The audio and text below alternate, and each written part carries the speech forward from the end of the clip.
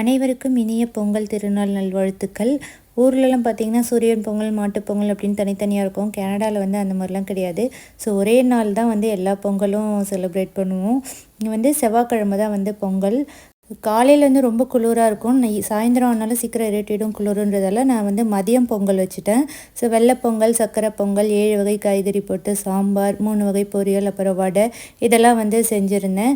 கரெக்டாக நாங்கள் சாமிக்கு படைக்கிற நேரத்தில் சாமி ரூம்லேருந்து பார்க்கும்போதே சூரியன் வந்து நல்லாவே தெரிஞ்சிச்சு. ஸோ அந்த சூரிய கதிர்கள் வந்து சாமி மேலே பட்டு அந்த வைபே ஒரு வித்தியாசமாக ரொம்ப சந்தோஷமாக இருந்துச்சு. ஊரில் எப்போவுமே பொங்கல் வச்சு சூரியனுக்கு படைச்சி சூரியனை பார்த்து சாமி கும்பிடுவோம். அதே மாதிரி ஒரு வைப் வந்து இந்த வருஷம் எங்களுக்கு கிடைச்சதுல ரொம்பவே சந்தோஷமாக இருந்துச்சு.